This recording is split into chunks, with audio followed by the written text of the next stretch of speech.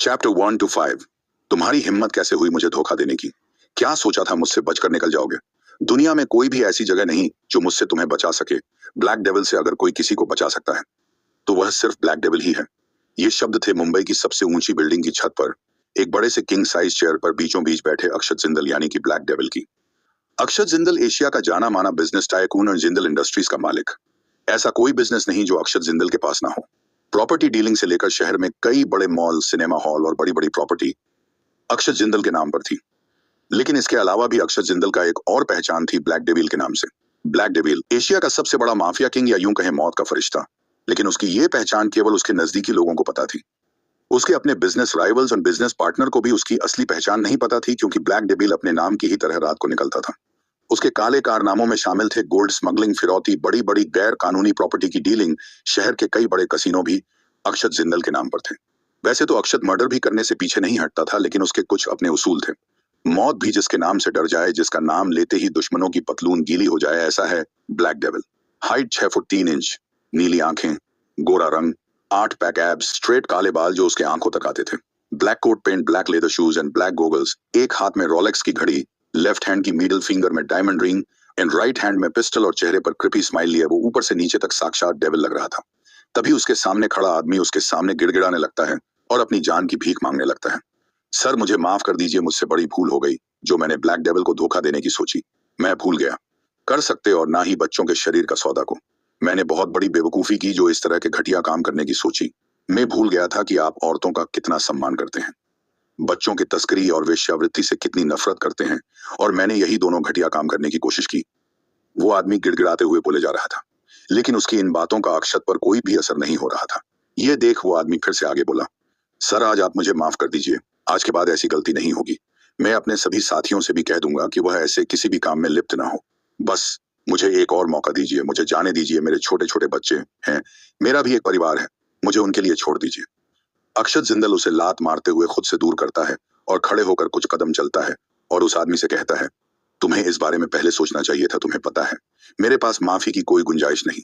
एक बार के लिए तो मैं खून की सजा को माफ भी कर दूं, लेकिन तुमने जो घटिया काम किया है इसके लिए मैं तुम्हें कभी माफ नहीं कर सकता। सबसे पहले तुमने औरतों की तस्करी के साथ ही ड्रग्स का करने का काम किया, और उससे भी ज्यादा सबसे बड़ी गलती तुमने मुझे धोखा देने की कोशिश, जिसकी कोई माफी नहीं। इतना कहकर अक्षत जिंदल वहां से चला जाता है। उसके पीछे खड़े उसके 20-25 काले सूट बूट में उसके बॉडीगार्ड्स कम फाइटर उस आदमी को उठाकर बिल्डिंग की छत पर से नीचे फेंक देते हैं। अक्षत जिंदल का मैनेजर कम उसका दोस्त राजीव उसे कहता है, सर काम हो गया, अब इस लाश का क्या करना है? अक्षत जिंदल उसे हुक्म देता है, इसकी लाश को उठाकर इसके लोगों के पास है फेंकाओ, ताकि उन्हें भी समझ आए अक्षत जिंदल को धोखा देने का क्या अंजाम होता है, और उसके परिवार को 20 करोड़ रुपए दे दो। राजीव हैरान होते हुए कहता है, सर इतनी बड़ी रकम एक धोखेबाज के लिए?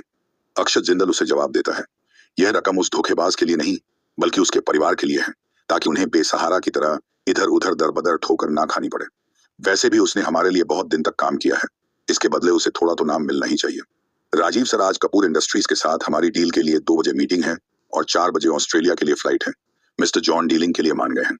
अक्षत जिंदल उसे जवाब देता है, आज की सभी मीटिंग कैंसिल कर दो, आज मुझे कुछ खास काम है।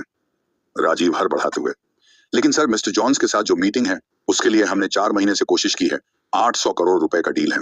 अक्षत जिंदल उसे दोबारा कहता है, कैंसिल मतलब cancel, dates final. Okay sir. Rajiv इतना कहकर वहां से चला जाता है। अक्षत का घर, जिंदल हाउस। अक्षत जिंदल अपने घर आया, जहां उसकी मां अनामिका जिंदल एक बड़े से किंग साइज सोफे पर बड़ी शान से बैठी हुई थी और उनके हाथ में कुछ लड़कियों के फोटो थे। वो उन लड़कियों की फोटो को बड़े ही प्यार से देख रही थी। अक्षत के आते ही वह उन फोटो को अक्षत की तरफ, जो मैंने तेरे लिए सिलेक्ट की है, इनमें से किसी लड़की को देखकर तो शादी के लिए हाँ कह दे, वैसे भी तेरी उम्र शादी की हो गई है। माँ, मैंने कितनी बार कहा है मेरे लिए लड़कियां ढूंढना बंद कीजिए, मुझे किसी लड़की से शादी नहीं करनी। अक्षत ने वो फोटो देखकर तुरंत कहा। तो उसकी माँ अनामिका जी थोड़ा गुस्से में बोली, क्या ये तू क्या कह रहा है बेटा, तुझे शादी क्यों नहीं करनी? अनामिका जी परेशान होते हुए अक्षत से ये पूछ ही रही थी कि तभी अक्षत ने सीरियस मुंह बनाते हुए कहा, कारण कारण आपको अच्छे से पता है माँ। अक्षत का ये जवाब सुनकर अनामिका जी बड़बड़ाते हुए बोली, फिर वही बात तूने कितनी बार मुझसे कहा है उस लड़की के बारे में, लेकिन अभी तक यह नहीं बताया कि वह लड़की है कौन। तुझे वह लड़की मिली भी या नहीं? वो मुझे नहीं पता माँ, लेकिन मैं उसकी तलाश में हूँ, अक्षत जिंदल ने अनामिका जी को जवाब देते हुए कहा। तो अनामिका जी परेशान होते हुए बोली, जब भी पूछती हूँ कहाँ है वह लड़की, कैसी दिखती है पता नहीं, यहाँ तक कि तुझे उसका नाम भी नहीं पता। तो तू उसे ढूंढेगा कैसे? पता नहीं वह लड़की मिलेगी भी या नहीं, वह इस दुनिया में मौजूद भी है या नहीं। तूने तो उसका चेहरा भी नहीं देखा। पता नहीं कौन सी वह मनहूस रात थी जिस दिन तेरी मुलाकात उस लड़की से हुई। उसके बाद तो तू किसी और लड़की की तरफ देखता भी नहीं। न जाने कब से उस लड़की की तलाश में है, लेकिन आज तक उसका कुछ पता नहीं चला। मैं पूछती हूँ, जिस लड़की का चेहरा भी तूने नहीं देखा तो उसे ढूंढेगा कैसे? वैसे भी पिछले 3 साल से तो उस लड़की को ढूंढ रहा है, आज तक उस लड़की का कुछ पता नहीं चला। पहचान के नाम पर तेरे पास बस एक लॉकेट है। नहीं, और मुझे नहीं लगता वह लड़की तुझे मिलेगी भी। या अक्षत जिंदल अपनी माँ को कहता है, वह सब मुझे नहीं पता मैं, लेकिन मैं उसी लड़की से शादी करूंगा, उसके अलावा किसी से नहीं। और उस लड़की को तो मैं कहीं ना कहीं से ढूंढ ही निकाल लूंगा। अगर वह लड़की तुझे नहीं मिली तो? अनामिका जी अक्षत से पूछती हैं। तो मैं किसी से शादी नहीं करूंगा। आप मेरी शादी का ख्याल अपने दिमाग से निकाल दीजिएगा। इतना कहकर अक्षत वहां से जाने लगता है। अनामिका जी उसे पीछे से रोकती हैं और कहती हैं, मैं कुछ नहीं जानती, मैं तुझे 6 महीने का समय देती हूँ।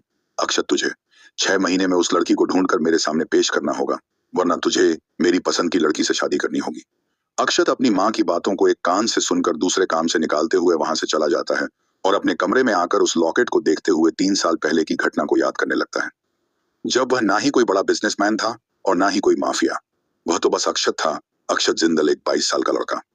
तो आखिर क्या हुआ था 3 साल पहले? ऐसा क्या राज है जो अक्षत अपने सीने में दबाए हैं और क्यों घूम रहा है वह उस लड़की को जानने के लिए? बने रहिए मेरे साथ। My obsessed mafia. Akshat Jindal की मां अनामिका जिंदल उसे 6 महीने का समय देती है उस लड़की को ढूंढकर उनके सामने पेश करने के लिए, ताकि वह उसकी शादी उस लड़की से करा सके। अगर ऐसा नहीं हुआ तो 6 महीने बाद अक्षत जिंदल को अपनी मां की पसंद की हुई लड़की के साथ शादी करनी होगी। अक्षत जिंदल अपनी मां की बातों को एक कान से सुनकर दूसरे कान से निकालते हुए अपने कमरे में चला जाता है और अपने कमरे में आकर उस लॉकेट को देखता है। उस लॉकेट को देखते हुए वह अपने 3 साल पुराने पास्ट में चला जाता है, जब वह कोई माफिया, कोई बिजनेसमैन नहीं था, सिर्फ अक्षत था। अक्षत जिंदल एक 22 साल का लड़का। वह खुद से कहता है, कैसे भूल सकता हूं मैं उस रात को जब मेरी जिंदगी ने एक नया मोड़ लिया था। 31 दिसंबर की वो रात जब सारी दुनिया नई साल की खुशियां मनाने के लिए तैयार था। मैं अपनी जिंदगी का अंत करने जा रहा था और तभी मुझे वह मिली अंधेरों में एक रोशनी की तरह। दरअसल अक्षत का भी एक राज है। आज से लगभग 3 साल पहले अक्षत अपनी परेशानियों से हताश होकर सुसाइड करने के लिए एक पुल पर जाकर खड़ा हो जाता। वह उस पुल पर खड़ा होकर अपने जीवन की कश्मकश में उलझा हुआ था और आत्महत्या जैसे ख्याल को अपने दिमाग में ला ही रहा था कि तभी एक लगभग 18 साल की दुबली पतली सी लड़की आइसक्रीम खाते हुए उसके पास आती है और उससे कहती है, सुसाइड करना चाहते हो? यहाँ से कूदकर अपनी परेशानियों से छुटकारा पाना चाहते हो? अच्छा है, कूद जाओ। इसी बहाने धरती से कुछ बोझ तो कम होंगे, वैसे भी पॉपुलेशन बहुत बढ़ गया है। मैं तो कहती हूँ, तुम अकेले क्यों कूद रहे हो? अपने पूरे परिवार को यहाँ लेकर आओ और सबके साथ छलांग मार दो।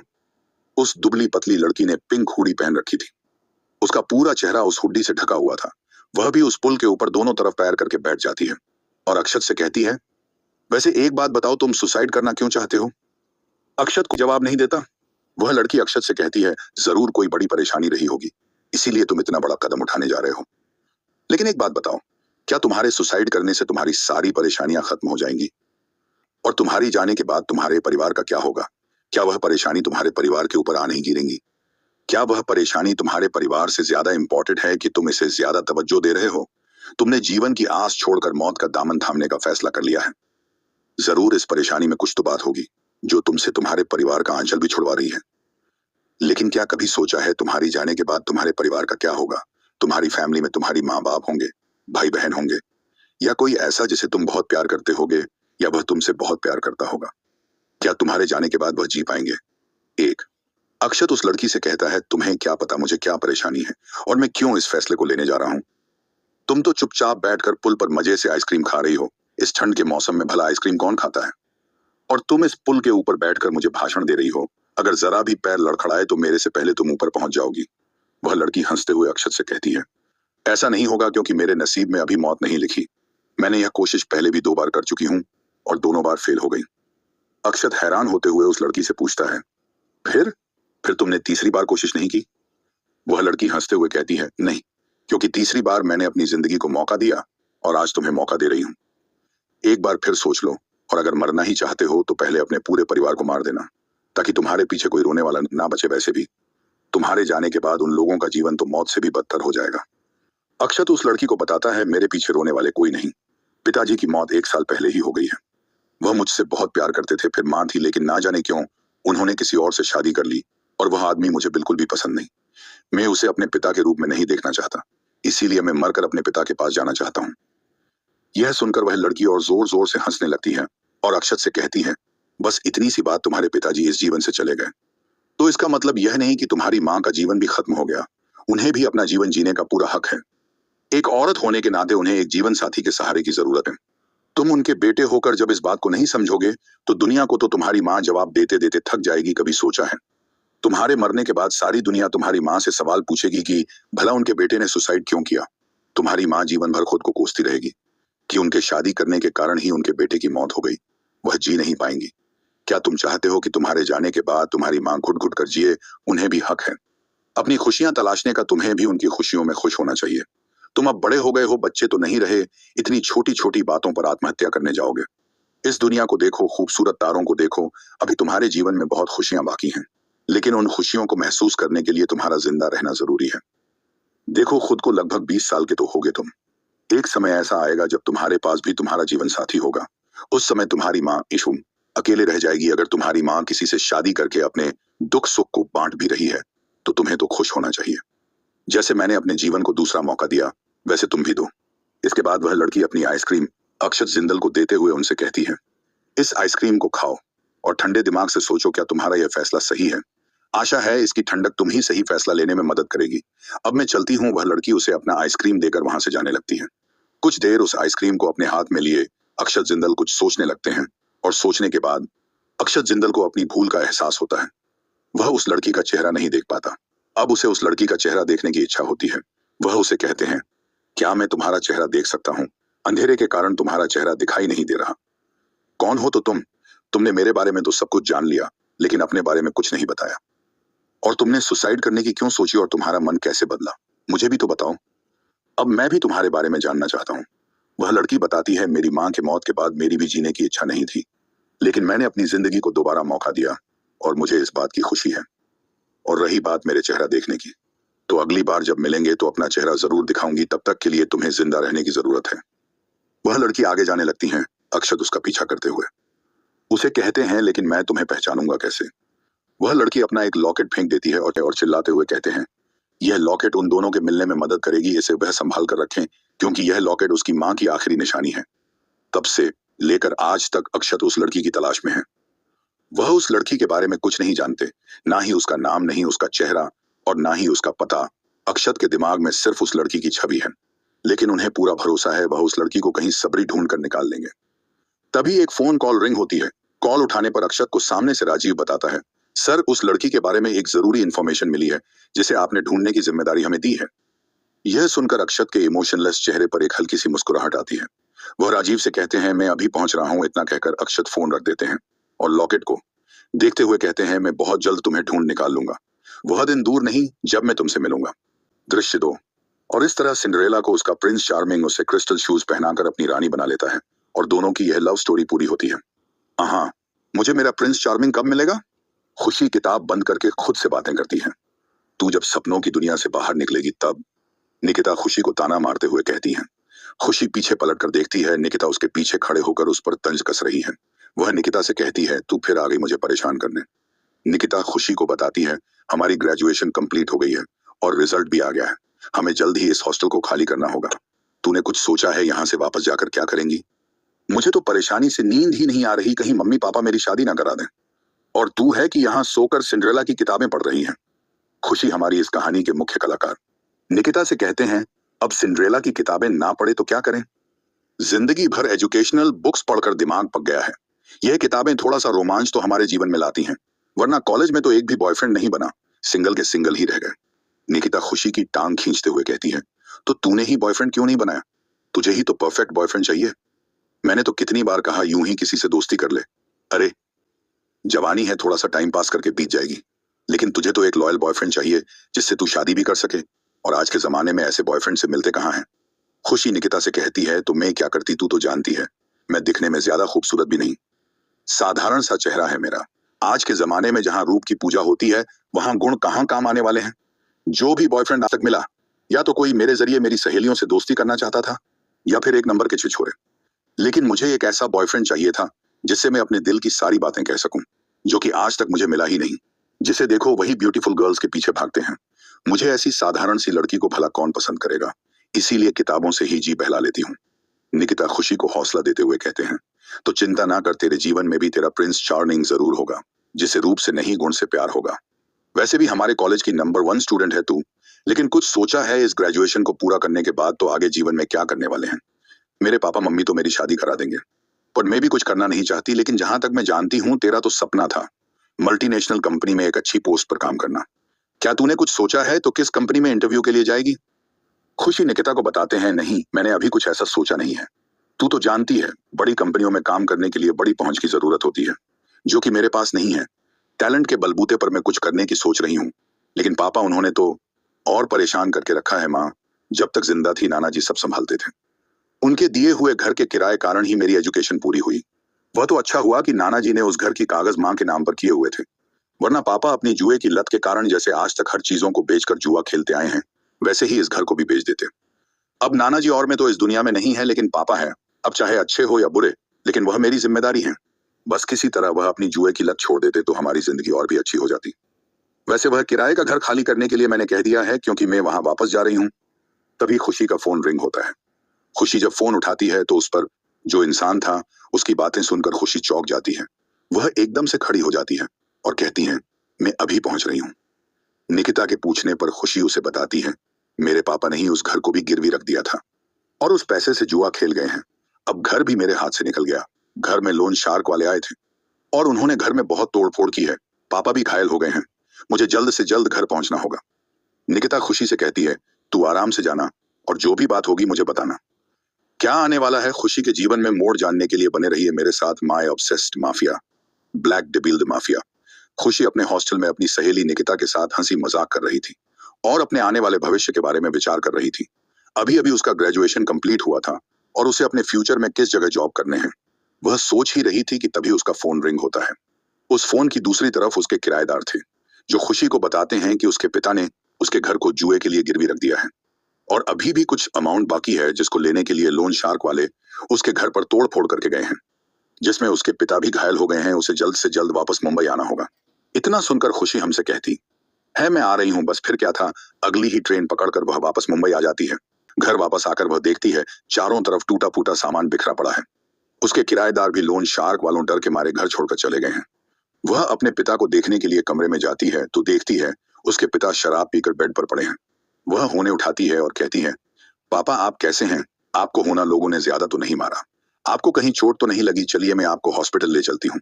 खुशी की आवाज सुनकर उसके पिता उठकर धीरे से बैठते हैं और उसे देखकर कहते हैं, खुशी बेटा तू आ गई, अच्छा हुआ तू आ गई। देख देख उन लोग ने, शार्क वालों ने घर का क्या हाल किया है। वह किराएदार भी डर के मारे घर छोड़कर भाग गए हैं। खुशी अपने पापा पर गुस्सा होते हुए कहती है, मैं क्या देखूं पापा, आप देखिए आपसे कितनी बार कहा है, आप अपनी शराब और जुए की लत को छोड़ दीजिए, लेकिन आप हैं कि कुछ सुनने के लिए तैयार भी नहीं। पर अब आपने इस घर को भी गिरवी रख दिया। आप जानते हैं ना, इस घर के किराए के पैसे से ही मेरी कॉलेज की फीस भरी जाती थी। अभी तो मुझे कोई जॉब भी नहीं मिली, तो मैं सारा कर्जा कैसे चुकाऊंगी? अब हम लोग कहाँ रहेंगे? उसके पापा खुशी से माफी मांगते हुए कहते हैं, बेटा मैंने सोचा था अगर मैं तेरी जुम्मे में जीत जाऊंगा तो उस पैसे से आज तक मैंने जो भी कुछ कमाया है उसे वापस पालूंगा और तेरी शादी धूमधाम से करूंगा, लेकिन मैं सारे पैसे हार गया, मुझे माफ कर दे। खुशी यह जानती थी कि उसके पापा झूठ बोल रहे हैं, लेकिन फिर भी वह उसके पापा थे। वह हमसे बहुत प्यार करती थी। वह उन्हें रोता नहीं देख सकती थी। वह उन्हें माफ कर देती है और उनसे कहती है, पापा अब यह बताइए हम लोग कहाँ रहेंगे? हमारे कोई रिश्तेदार भी तो हमारा साथ नहीं देंगे। आपने उन लोगों से इतना कर्जा ले रखा था कि हमारे रिश्तेदारों ने भी हमसे बात करना छोड़ दिया है। अब हम कहाँ जाएंगे? आपने कुछ सोचा है? लेकिन उसके पापा उसकी पूरी बात सुनने से पहले ही बेहोश हो जाते हैं। उन्होंने इतनी शराब पी ली थी कि उन्हें अपना ही होश नहीं था। खुशी उनकी हालत देखकर मन ही मन रोने लगती है। फिर सोचती है, रोने से क्या फायदा, जो जाना था वह चला गया, मेरी ही गलती है।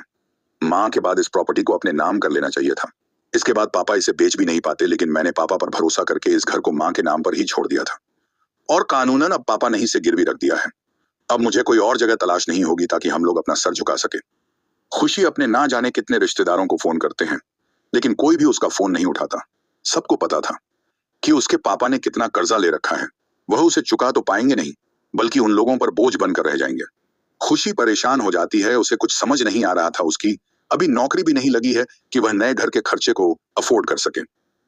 तभी लोन शार्क वालों का फोन आता है और वह लोग कहते हैं कि जल्द से जल्द घर खाली कर दो, क्योंकि इस घर को छोड़कर हमें एक नई बिल्डिंग बनानी है। खुशी उन लोगों से कुछ समय की मोहलत मांगती है, लेकिन वह लोग कुछ नहीं सुनते। वह लोग कल सुबह तक का समय देते हैं, वरना वह लोग आकर फिर से तोड़फोड़ करेंगे। अब खुशी परेशान होकर रोते रोते अपनी माँ की फोटो के आगे बैठ जाती है और वही सो जाती है।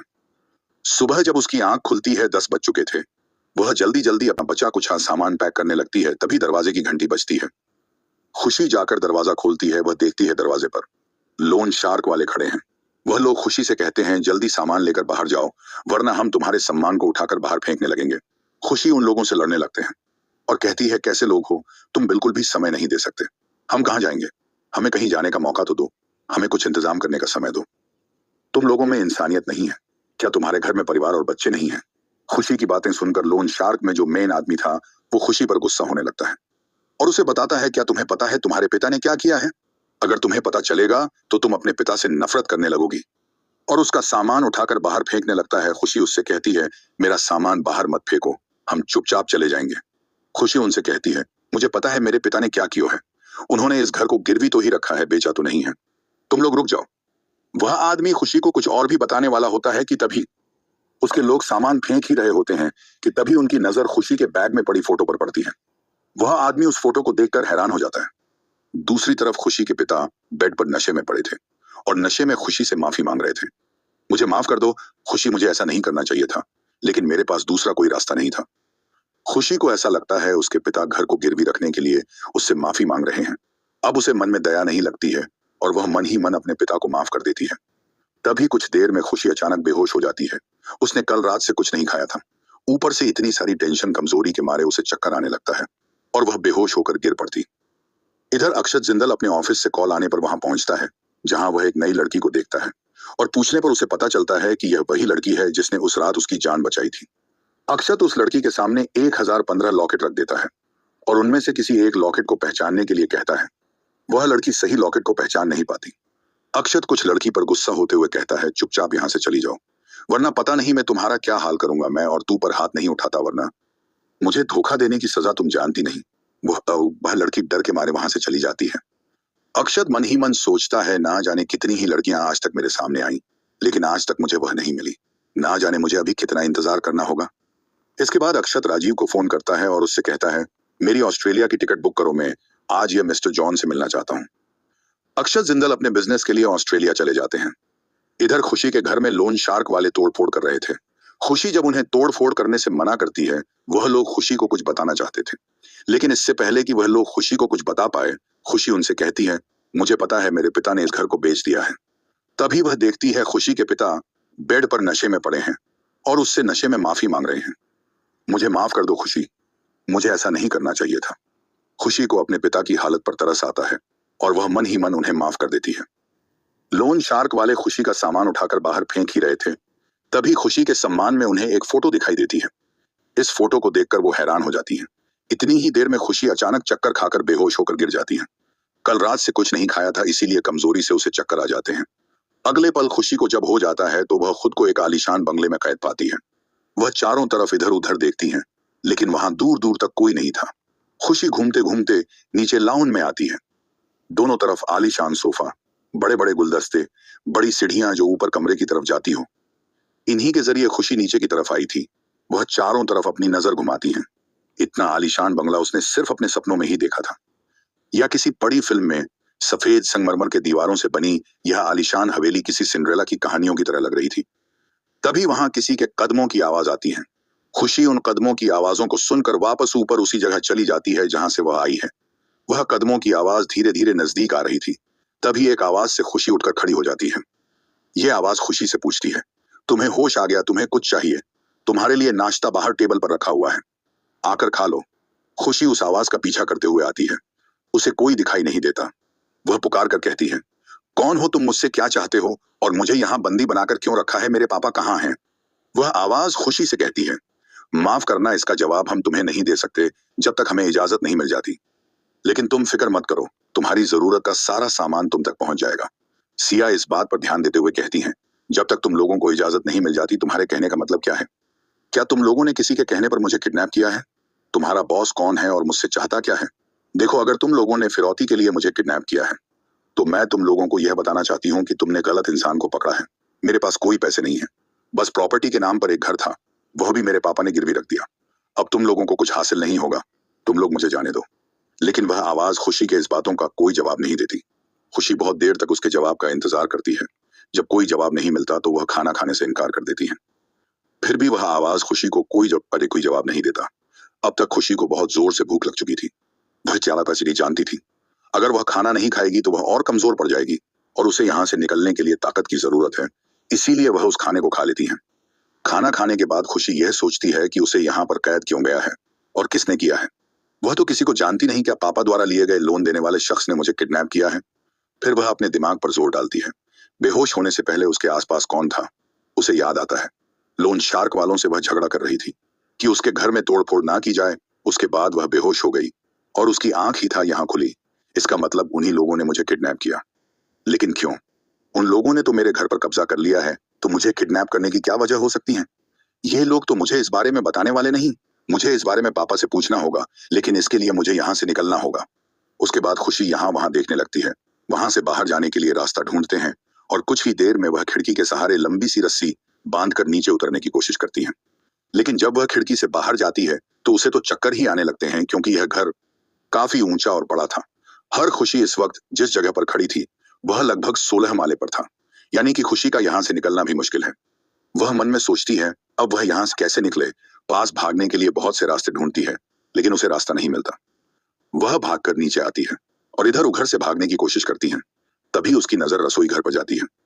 वहां से निकलने के लिए एक विंडो था। वह उसी विंडो के सहारे निकलने की कोशिश करती है, लेकिन यह विंडो भी लगभग 3 माले की ऊंचाई पर था। खुशी किसी तरह आसपास टांगे पर्दों से रस्सी बनाकर नीचे उतरने की कोशिश करती है और उतरने में कामयाब हो जाती है। लेकिन तभी अक्षत के गार्ड खुशी को भागते हुए देख लेते हैं और वह उसे पकड़ लेते हैं। वह खुशी से कहते हैं, यहाँ से भागने की कोशिश मत करना, क्योंकि यहाँ आसपास चारों तरफ हथियार लिए पहरा दे रहे हैं। अगर उन्हें खुशी पर बिल्कुल भी शक हुआ तो वह लोग 1 मिनट नहीं लगाएंगे। उसे गोलियों से भून देने में इसीलिए भलाई इसी में है कि वह अंदर ही रहे और अगले ऑर्डर का वेट करे। खुशी यह सुनकर चौंक जाती है और पूछती है, अगला ऑर्डर कैसा होता है? यहाँ कोई 5 स्टार होटल है क्या जो मेन वेटर की तरह ऑर्डर पूरे करूंगी? मुझे घर जाना है। मुझे घर जाने दो। तुम लोगों ने मुझे कितना करके क्यों रखा है, मुझे बताओ। वह लोग आपकी खुशी को कोई जवाब नहीं देते और उसे पकड़कर अंदर ले जाते हैं। कुछ ही देर में वह लोग राजीव को फोन करके उसे बताते हैं, सर, जिस आदमी ने जुए में अपना घर हारा है उसने जुए में अपनी बेटी को भी लगाया था, जो कि वह हार चुका है। हमने प्रॉपर्टी पर तो कब्जा कर लिया, लेकिन यह लड़की कुछ ज्यादा ही बोल रही थी, इसलिए हम ऐसे भी अपने साथ लेकर आ गए। अब इसका क्या करना है?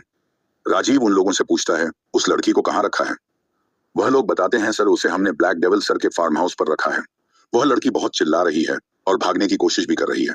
उसके साथ क्या करना है, हमें ऑर्डर दीजिए। राजीव उन लोगों से कहते हैं, उस लड़की को अभी वही रखो, मैं सर से बात करके तुम लोगों को बताता हूँ। राजीव अक्षत को बताता है, सर, हमारे कसीनो में विजय गुप्ता नाम के आदमी ने जुआ खेला था और जुए में अपने घर और बेटी को लगाया था। हमने उसके घर पर तो कब्जा कर लिया है, लेकिन उसकी बेटी को क्या दियो? अक्षत कड़ी आवाज में पूछता है, सर, उसकी बेटी को गलती से हमारे गार्ड उठा कर लिया है। गलती से लिया है क्या मतलब? उसका वह कोई सामान है जो उसे गलती से लिया है। तुम लोगों ने उस आदमी को जुआ खेलने की इजाजत दी ही क्यों, जब उसके पास पैसे नहीं थे? तुम जानते हो मैं इंसानों का सौदा नहीं करता, और खास तरह से लड़कियों का, तो तुमने बस इतनी बड़ी गलती कैसे हो गई? कहाँ है वह लड़की? राजीव डरते डरते बताता है, सर, आपके के फार्म हाउस पर गार्ड्स पूछ रहे हैं उस लड़की का क्या करना है। अक्षत कड़ी आवाज में बताता है, अब तुम्हें यह भी बताना पड़ेगा? गार्ड से कहो उस लड़की को छोड़ दें। लेकिन सर, उस लड़की के बाप ने बहुत कर्जा ले रखा है, 10 करोड़ रुपए का। उन पैसों को तो हम उससे निकलवा कर रहेंगे, लेकिन बदले में उसकी बेटी को हम लोग नहीं रखेंगे, जाने दो उसे। जी सर। कुछ ही देर में खुशी को बिना कुछ बताए सड़क पर ले जाकर छोड़ दिया जाता है। खुशी उन लोगों से चिल्लाकर पूछते रह जाती है कि उसे किडनैप क्यों किया गया था, लेकिन उसे कोई जवाब नहीं मिलता। खुशी थक हार कर अपने घर तक पहुंचती है और घर बाहर बनी चौखट पर बैठ जाती है। उसके मन में अभी भी यही सवाल चल रहे थे कि आखिर उसे किडनैप करने का कारण क्या था। तभी उसके पापा उसे दिखाई देते हैं और पूछते हैं, बेटी तो ठीक तो है? तेरे साथ उन लोगों ने कुछ गलत तो नहीं किया? ये सब मेरी गलती है, मुझे ऐसा नहीं करना चाहिए था। आज मेरे जुए और नशे की लत ने मुझसे कितना बड़ा गुनाह करा दिया। खुशियों से पूछती है, कौन सा गुनाह? पापा, मुझे साफ साफ बताइए, उन लोगों ने मुझे किडनैप क्यों किया था? उसके पापा बताने ही वाले थे कि उन्होंने जुए में खुशी को भी हार चुके हैं, इससे पहले उसे कोई आवाज देता है। ओ फाइटर, वह पीछे मुड़कर देखती है, पीछे से राहुल चला आ रहा था। उसे देखकर खुशी बहुत खुश होती है। राहुल उसके बचपन का दोस्त था और उसकी माँ खुशी की माँ की स्कूल फ्रेंड थी। वह प्यार से खुशी को फाइटर कहता था, क्योंकि बचपन में दोनों साथ खेलते थे और खुशी उसे बहुत मारा करती थी। राहुल परेशान होकर उसे फाइटर कहने लगा। तब से वह खुशी को प्यार से फाइटर ही कहता है। खुशी उससे पूछती है, अरे चंपू, तू तू यहाँ कैसे? राहुल गुस्से से खुशी को बड़ी बड़ी आंखें करके घूरने लगता है और उससे कहता है, तूने फिर मुझे चंपू कहा। मैं बचपन में चंपू था, लेकिन अब देख किस एंगल से तुझे चंपू लगता हूँ। तुझे पता है लड़कियां मरती है मुझ पर। खुशी भी उसका मजाक उड़ाते हुए कहती है, हाँ तो तू चंपू है तो तुझको देखकर लड़कियां मरेंगी ही ना। माना कि तू पहले से ज्यादा हैंडसम हो गया है, लेकिन मेरे लिए तो तू मेरा चंपू ही रहेगा। राहुल मुंह बनाते हुए कहता है, यार फाइटर, मुझे चंपू मेट बुलाया करना अच्छा नहीं लगता। लड़कियां सुनेंगी तो क्या इमेज रह जाएगी मेरी उनके सामने। हाँ तो तूने मुझे फाइटर क्यों कहा? खुशी मुस्कुराते हुए कहती है। राहुल मुंह बनाते हुए कहता है, अच्छा बाबा ठीक है, मुझे चंपू कहने का हक सिर्फ तुझे है, लेकिन अकेले में। दूसरों के सामने तो मुझे चंपू मत बुलाना, आखिर मेरी भी इमेज का सवाल है। अच्छा वह सब छोड़ो और चल मेरे साथ मेरे घर। खुशी हैरानी से पूछती है, तुझे यहाँ का पता किसने दिया और हमारी हालत के बारे में किसने बताया? राहुल बताता है, तुम्हारे चाचा जी से मेरी बात हो रही थी, उन्होंने ही बताया कि तुम्हारी क्या हालत है। तब मेरी बचपन की दोस्त हो, इसलिए मैं तुम्हारी मदद के लिए चलाया। खुशी उसकी मदद लेने से इनकार करने लगते हैं, लेकिन राहुल कहाँ मानने वाला था। आखिर दोस्त होते ही इसलिए है कि सुख दुख में अपने दोस्तों का साथ दें। राहुल भी पीछे नहीं हटता और वह खुशी और उसके पापा को जबरदस्ती अपने साथ अपने घर ले जाता है। यहाँ पर खुशी को बताता है, मैं ऊपर के कमरे में रहता हूँ, तुम और तुम्हारे पापा नीचे वाले कमरे में रह लेना और इसे अपना ही घर समझो। खुशी रोते हुए उसकी आंखों में आंसू आ जाते हैं। वह राहुल को बताती है, जब मेरी नौकरी लग जाएगी मैं यहाँ से चली जाऊंगी, मैं तुम पर ज्यादा दिन के लिए बोझ नहीं बनूंगी। यह सुनकर राहुल को बुरा लगता है और वह खुशी से कहता है, तू मुझे पराया समझना बंद कर। तू ऐसी बातें करेगी तो मुझे अच्छा नहीं लगेगा। पूरे 2 साल बाद हमारी मुलाकात हो रही है, तुझसे बहुत सारी बातें करनी है। खुशी भी राहुल से माफी मांगते हैं और बताती है, नहीं मेरा वह मतलब नहीं था, तू तो मेरा अच्छा दोस्त है। मैं तुझे पराया कैसे समझ सकती हूँ इस पूरी सिचुएशन में। जब किसी ने मेरी मदद नहीं की तब तूने हाथ बढ़ाया, लेकिन मैं भी नौकरी की तलाश में हूँ, लेकिन शुरुआत कहाँ से करूँ समझ नहीं आ रहा। राहुल उसे बताता है, मैं जिस कंपनी में काम करता हूँ वहां के बॉस बहुत अच्छे हैं, लेकिन बस थोड़े कठोर हैं। तू कहे तो मैं वहां तेरी बात करूं। खुशी राहुल को मना कर देती है और कहते हैं, मैं अपने बलबूते पर काम ढूंढना चाहती हूँ, ना कि किसी सिफारिश के दम पर। वैसे भी तुमने मेरे लिए बहुत कुछ किया है, अब मुझे खुद करने दो। राहुल भी उसकी भावनाओं का सम्मान करता है और उससे कहता है, तुझे अगर कहीं मेरी मदद की जरूरत पड़े तो मुझे बताना। अच्छा अब मैं चलता हूँ, मुझे जरूरी काम से कहीं जाना है, तू खाना बनाकर खा लेना। मुझे समय नहीं मिला तुम लोगों के लिए खाना बनाने का। खुशी मुस्कुराते हुए कहती है, अब तो यह मेरा ही घर है, तू चिंता ना कर, मैं खाना बनाकर खा लूंगी। राहुल वहां से चला जाता है। खुशी फ्रिज में देखती है, वहां खाने का कोई सामान नहीं था, सब्जियां भी खत्म थी। खुशी जरूरी सामान लेने बाजार जाती है और सब्जियां राशन लेकर आ रही होती हैं। तभी एक बड़ी सी ब्लैक मर्सिडीज कार से उस पर कोई कीचड़ उछाल देता है। खुशी के सारे कपड़े और चेहरा गंदा हो जाता है, यहाँ तक कि उसके हाथ में जो सब्जियां और राशन थे वह भी गंदे हो जाते हैं। लेकिन वह मर्सिडीज वाला उससे बिना कोई माफी मांगे आगे बढ़ जाता है। खुशी उसे आवाज देती है, अबे रुक, अंधा है क्या, दिखाई नहीं देता? इतनी बड़ी सड़क है फिर भी मुझ पर कीचड़ उछाल दी है और माफी मांगे बिना जा रहा है। तुझे किसी ने तमीज नहीं सिखाई क्या? यह मर्सिडीज अक्षर जिंदल की थी। कुछ ही कदमों की दूरी पर वह अपनी गाड़ी को रोक लेता है। वहां से खुद निकले बगैर वह अपनी गाड़ी का शीशा नीचे करता है और खुशी से बिना कुछ बातें किए पैसे के बंडल को उसकी तरफ फेंकते हुए कहता है, यह पैसे तुम्हारे उस नुकसान से ज्यादा है जो मेरे कारण तुम्हारा हुआ है। फिर वह खुशी को ऊपर से नीचे तक देखता है और वह पता है कि उसने येलो सूट और ब्लू चूड़ीदार पजामी पहन रखी है। उसके गले में येलो और ब्लू का कॉम्बिनेशन दुपट्टा लटक रहा है, जो कि कीचड़ पड़ने से मिला हो चुका है। यह देखकर अक्षर एक तिरछी सी मुस्कान अपने चेहरे पर लाकर खुशी को बड़े ही अजीब नजर से देखता है और उससे कहता है, ओह अरे से कुछ अच्छे कपड़े खरीद लेना ताकि इंसानों की तरह दिखो। और इतना कहकर अक्षत अपने ड्राइवर को गाड़ी बढ़ाने के लिए कहता है, लेकिन खुशी ड्राइवर को रोक लेती है और कहती है, रुको, अभी हिसाब पूरा नहीं हुआ। वह अक्षत से कहती है, तुम कभी स्कूल नहीं गए क्या? किसी ने मैनर्स नहीं सिखाया? तुम्हें गलती करने के बाद माफी मांगा जाता है, ना कि अपने पैसे का घमंड। एक तो माफी भी नहीं मांगी और ऊपर से मुझे इंसान ना होने का ताना मार रहा है। माना कि बड़ी सी मर्सिडीज में घूम रहा है, बहुत पैसे होंगे तुम्हारे पास, लेकिन तमीज वह नहीं है तुम्हारे पास। लेकिन परेशान मत हो, तुम बिल्कुल सही आदमी से टकराए हो, तुम्हें सही तमीज में सिखाती हूँ। खुशी एक बड़ा सा पत्थर लेकर अक्षत की कार का शीशा तोड़ देती है।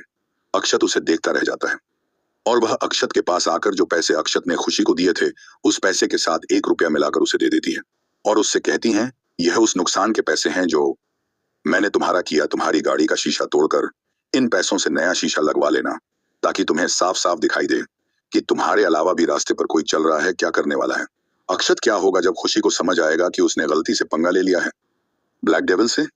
जानने के लिए बने रहिए मेरे साथ माय ऑब्सेस्ड माफिया। अक्षत की मर्सिडीज के कारण खुशी के कपड़े खराब हो जाते हैं। खुशी अक्षत को माफी मांगने के लिए कहती है, लेकिन अक्षत तो अपनी ही रोब में था। वह गाड़ी से निकले बिना अंदर बैठे बैठे अपना हाथ बाहर निकालता है और खुशी को पैसों से बना बंडल पढ़ाते हुए उससे कहता है, यह उस नुकसान की कीमत से कहीं ज्यादा है जो मैंने तुम्हारी की। फिर उसकी नजर खुशी के कपड़ों पर जाती है, जिसने ब्लू चूड़ीदार पजामी के साथ येलो सूट पहना था। गले में येलो और ब्लू का कॉम्बिनेशन से बना दुपट्टा उसके गले में लटका हुआ था और कीचड़ के छोटे पड़ने से उसके वह कपड़े जो मैले हो चुके थे। वह अपनी गुरूर भरी तिरछी सी मुस्कान के साथ उससे कहता है, और अपने लिए कुछ अच्छे कपड़े खरीद लेना ताकि इंसान की तरह लगो। खुशी अक्षत से कहती है, तुम्हें कभी किसी ने मैनर्स नहीं सिखाई क्या? अगर गलती करते हैं तो माफी मांगते हैं, घमंड नहीं दिखाते। अपने ये पैसों का घमंड किसी और को दिखाना, मुझे नहीं, क्योंकि मुझे तुम्हारी इन पैसों की जरूरत नहीं है। चुपचाप माफी मांगो, तुमने जो गलती की है उसके लिए। अक्षत बड़े ही घमंड के साथ कहता है, कुछ बोलने से पहले सोच लो कि तुम क्या बोल रही हो और किससे बोल रही हो। कहीं ऐसा ना हो तुम्हें अपनी इस गलती पर पछताने का मौका भी न मिले। खुशी बड़ी हैरानी से अक्षत से कहती है, तुम मुझे धमकी देने की कोशिश कर रहे हो? तो मैं तुम्हें एक बात बता दूं, यह धमकी किसी और को देना, मुझे नहीं, क्योंकि मैं तुम्हारी धमकियों से डरने वाली नहीं हूं। बड़ी बड़ी गाड़ियों में घूमते हो, माना कि तुम्हारे पास बहुत पैसे हैं, लेकिन एक चीज की कमी तुम्हें है और वह है मैनर्स की। तो मिस्टर आप जो कोई भी है और जो कुछ भी आपका नाम है, आपको परेशान होने की जरूरत नहीं है, क्योंकि आपको सही लेसन आज मैं सिखा देती हूँ। क्योंकि तुम बहुत अच्छी जगह पर बहुत अच्छे इंसान से मिले हो, मैं तुम्हें सिखाती हूँ एक ऐसा लेसन जो तुम्हें हमेशा याद रहेगा। उसके बाद खुशी वहां से हटकर वहां पर पड़े एक बड़ा सा पत्थर लेकर अक्षत की गाड़ी के शीशे को फोड़ू देती हैं और उसके दिए हुए पैसे में 1 रुपए मिलाकर उसे पकड़ाते हुए बोलती हैं, यह उस नुकसान के पैसे हैं जो मैंने तुम्हारे किए। जाओ और अपनी गाड़ी पर नया शीशा लगवा लो ताकि तुम्हें भी साफ साफ दिखाई दे कि रास्ते पर तुम्हारे अलावा भी कोई चल रहा है। इतना कहकर खुशी वहां से जाने लगती है। यह सुनकर अक्षत को बहुत गुस्सा आता है और वह अपनी गाड़ी से बाहर एटीट्यूड में निकलता है, अपनी आंखों से ब्लॉक गॉगल्स हटाते हुए खुशी को आवाज देता है, ए लड़की, बहुत घमंड है तुम्हें, जानती हो मैं कौन हूं? खुशी पीछे मुड़कर देखती है और अपने सामने इतने हैंडसम डैशिंग पर्सनैलिटी वाले बंदे को देखकर देखती रह जाती है। अक्षत भी देखता है, उसके सामने लगभग 5 फुट 5 इंच की गोरी चिट्टी, साधारण शक्ल की पतली सी लड़की, जैसे फूंक मारो तो उड़ जाएगी, जो दिखने में ज्यादा खूबसूरत तो नहीं लेकिन मासूम और क्यूट बहुत थी। ऊपर से नीचे तक देखता है और बड़े ही गुरूर में कहता है, शरीर में जान नहीं और इतना घमंड। अक्षत की घमंड भरी बातें सुनकर खुशी अपने सेंस में आती है, फिर अपने आप को संभालते हुए कहती है, हाँ मैं जी जानती हूँ, तुम एक निहायत ही बदतमीज और बददिमाग आदमी हो, जिसे अपने अमीर होने का कुछ ज्यादा ही घमंड है, तभी तो गलती करके भी माफी नहीं मानता और उल्टा बहस करता है। लेकिन मैं भी तुम्हें बता दूं, तुम्हारे यह पैसे केवल तुम्हारे काम आएंगे, लेकिन गुड बिहेवियर होना बहुत जरूरी है, जो कि तुम्हारे पास नहीं है। जाओ और किसी बच्चे से मैं मैनर्स की क्लास ले लूं, क्योंकि एक छोटा बच्चा भी तुमसे ज्यादा संस्कारी होते हैं, जिन्हें कम से कम ये तो पता है कि गलती करने के बाद सॉरी कहा जाता है। खुशी इतना कहकर वहां से जाने लगती है। अक्षत, जो कि खड़े खड़े उसकी बातों को कब से सुने रहा था और अपने गुस्से को काबू करने के लिए अपनी मुट्ठी को भींच रहा था, वह खुशी के हाथ को पकड़कर उसे अपनी ओर खींचता है और उसे कमर से पकड़ते हुए कार की तरफ लेकर खड़ा कर देता है। उसने खुशी की दोनों हाथों को पीछे कर रखा था और उसे बड़ी ही सख्त तरीके से अपने आगोश में ले रखा था। वह खुशी से कहता है, क्या कहा तुमने? एक बार फिर से कहो, तुमने मुझे बदतमीज और गुस्सा दिमाग कहा? तुम्हें पता भी है तुम किससे बात कर रही हो? मुझसे आज तक किसी ने ऐसी बातें नहीं की। लोग मेरे नाम से थर थर कांपते हैं और तुम एक साधारण सी लड़की मुझे इतना कुछ सुनाकर जाने लगी। खुशी अपने आप को छुड़ाने की कोशिश करती है और उसे अक्षत पर को बहुत गुस्सा आ रहा था। क्यों, तुम कोई सेलिब्रिटी हो जो तुम्हें जानना चाहिए? हाँ, मैं तुम्हें जानती हूं कि तुम कौन हो। तुम एक निहायत ही बदतमीज और बददिमाग इंसान हो। इसमें मैंने गलत है? क्या कहा? तुम्हें मैनर्स नाम की चीज नहीं है? अगर होती तो अपनी गलती पर पछतावा होता ना, कि इतना बड़ा घमंड। वह अक्षत से कहती हैं, डरते होंगे लोग तुमसे, तुम्हारे रौब से, लेकिन मैं नहीं डरती। तुम अपना यह रौब किसी और को दिखाना। अक्षत बड़े ही गुस्से के साथ खुशी का हाथ पकड़ते हुए, क्या कहा तुमने? खुशी भी उसे दोबारा जवाब देती है, सुनाई नहीं दिया क्या?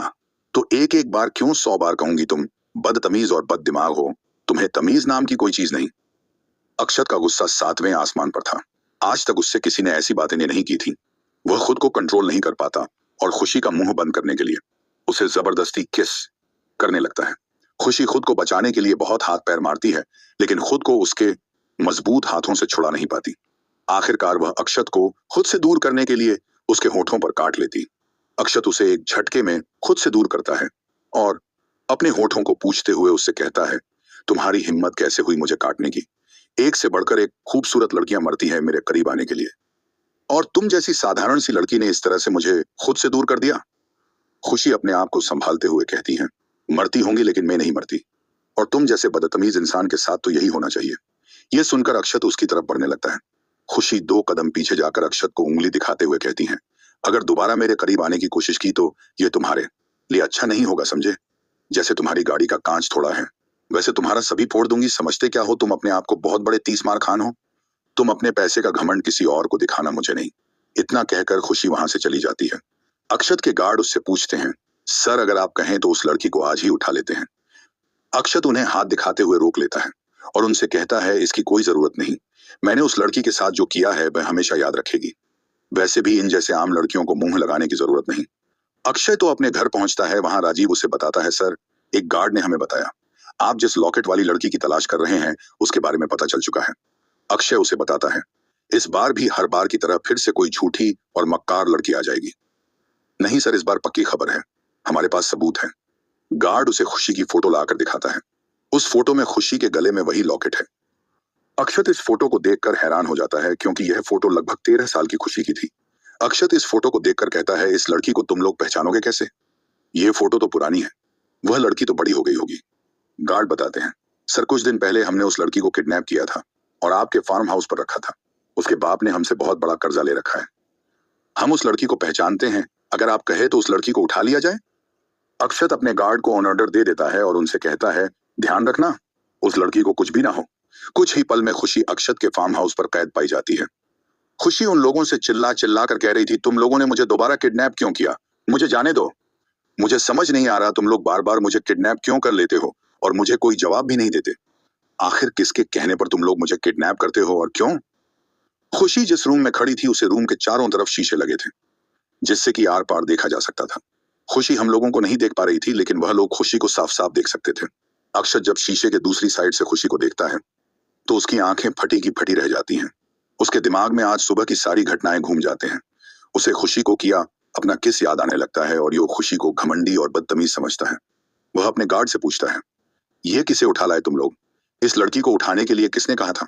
गार्ड अक्षत को बताते हैं, सर यह वही लड़की है जिसकी फोटो हमने आपको दिखाई थी और जिसकी तलाश आप कर रहे हैं। तुम्हें पूरा यकीन है यह वही लड़की है? जी सर। अब क्या करेगा अक्षत? क्या हुआ अपना आएगा खुशी को अपने साथ हुए उस नोकझोंक के बाद?